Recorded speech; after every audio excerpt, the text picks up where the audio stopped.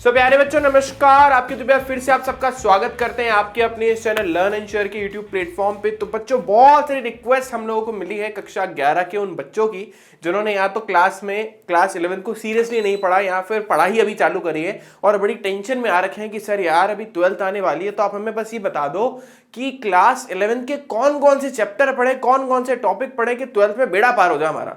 ठीक है, तो उसी के लिए छोटा सा वीडियो बनाया बच्चों हमने, 2-3 मिनट का एक वीडियो है जिसके अंदर मैं आपको ये बताने वाला हूं कि क्लास 11 के कौन कौन से इंपॉर्टेंट टॉपिक आप लोगों को पढ़ने चाहिए जो क्लास 12th में आपके काम आने वाले हैं। उससे पहले मैं आपको एक छोटी चीज बता देता हूं, क्लास 11th और 12th दोनों अलग अलग है। मतलब आप ये समझ लीजिए कि है ना, एक है ना, मतलब बिल्कुल सेपरेट है, दोनों में वैसे कोई ज्यादा रिलेशन नहीं है, बट 11 के थोड़े बहुत बेसिक कॉन्सेप्ट जो है वो 12th में काम आते हैं। बस हमें वही बेसिक कॉन्सेप्ट पढ़ने हैं क्योंकि 12th क्लास बिल्कुल नहीं है, बिल्कुल जैसे आपने 9th और 10th पढ़ी थी ना, कैसे दोनों बिल्कुल सेपरेट थी, डिफरेंट थी, वैसे ही कुछ हमारे 11th 12th में होता है। तो बस मैं आपको ये बता देता हूं कि कौन कौन से इंपॉर्टेंट टॉपिक आपको पढ़ने चाहिए। बच्चों सबसे पहले मैं आपको पढ़ाया था चैप्टर नंबर 1, लेकिन उससे पहले एक और चैप्टर पढ़ाया था चैप्टर 0, अध्याय 0, ठीक है ना, प्रारंभिक गणितीय संकल्पनाएं। वो आप सबको पूरा पढ़ना है। प्रारंभिक गणितीय संकल्पनाएं कोई भी बच्चा नहीं छोड़ेगा, ठीक है। प्रारंभिक गणितीय संकल्पनाएं, बेसिक मैथमेटिकल टूल्स, इसका नाम यही है।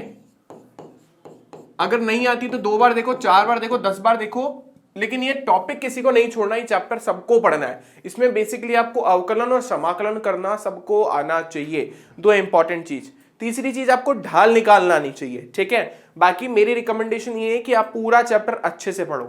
इसके बाद अब बच्चों नेक्स्ट इंपॉर्टेंट चैप्टर आपके पास है चैप्टर नंबर 2, मात्रक एवं मापन। पूरा चैप्टर नहीं पढ़ना है, मात्रक एवं मापन में से आप लोगों के लिए सिर्फ इंपॉर्टेंट टॉपिक है वो है विमा निकालना, कि किसी भी भौतिक राशि की विमा कैसे निकालते हैं। बस विमा निकालना आना चाहिए, कैसे निकालते हैं, बस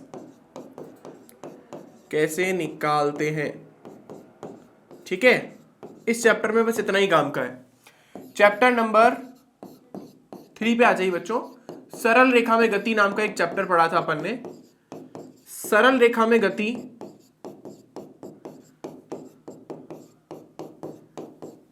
और इसके बाद वाला जो चैप्टर है चैप्टर नंबर 4, इसी में मैं इंक्लूड कर रहा हूं।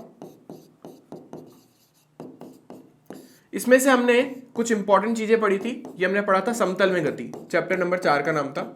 ये पूरे नहीं पढ़ने, इसमें से आपको सिर्फ पढ़ना है सदिश वाला पार्ट। इसमें से क्या पढ़ना है आपको? सदिश वाला पार्ट। सदिशों को कैसे जोड़ते हैं, उनका योग कैसे करोगे, उनका परिणामी कैसे निकालोगे।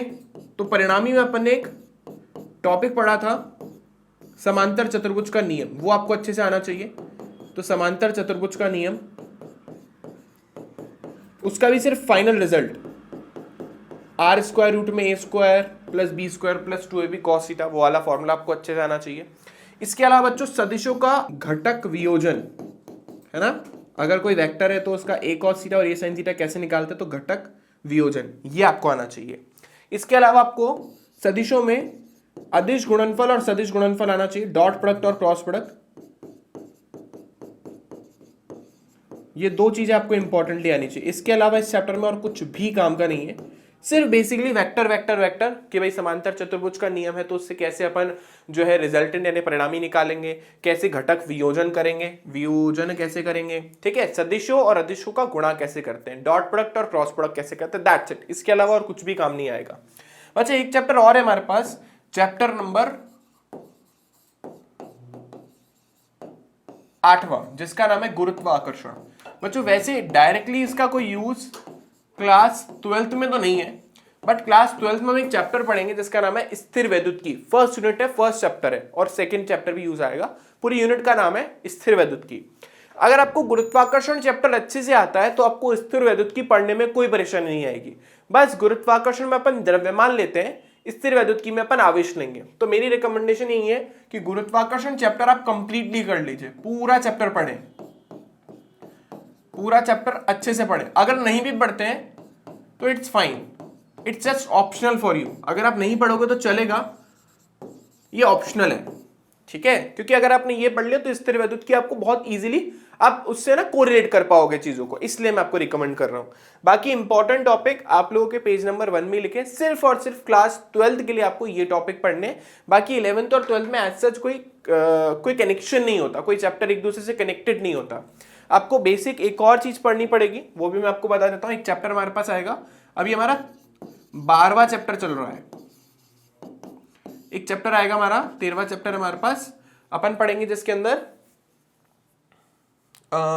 ऑसिलेशन।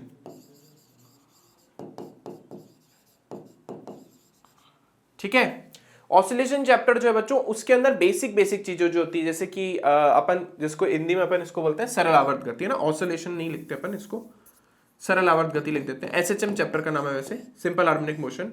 तो सरल आवर्त गति वाला जो चैप्टर है उसमें बस आपको सरल आवर्त गति की समीकरण और सरल आवर्त गति के अंदर जो त्वरण होता है वो विस्थापन के सीधे समानुपाती होता है, बस ये आपको बताना चाहिए, बस बेसिक ऊपर से, दैट्स इट।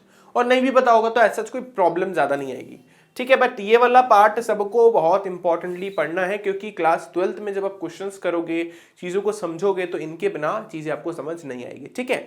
तो आई होप सबको समझ आ गया होगा कि कौन कौन से टॉपिक हमारे क्लास 11th के कैरी फॉरवर्ड होंगे क्लास 12th में। कोई डायरेक्ट टॉपिक कैरी फॉरवर्ड नहीं होने वाला है, बस ये बेसिक चीजें आपको पता होनी चाहिए। बाकी कोई चैप्टर किसी भी चैप्टर से कनेक्टेड है ही नहीं, सब कुछ न्यू आएगा, ठीक है। तो आई होप सबको वीडियो अच्छा लगा। वीडियो अच्छा लगा तो अपने फ्रेंड्स के साथ जरूर शेयर करना, ताकि उन लोगों की प्रॉब्लम्स भी जो सॉर्ट आउट हो जाए, ठीक है। चलिए मिलते हैं नेक्स्ट क्लास में, बाय बाय।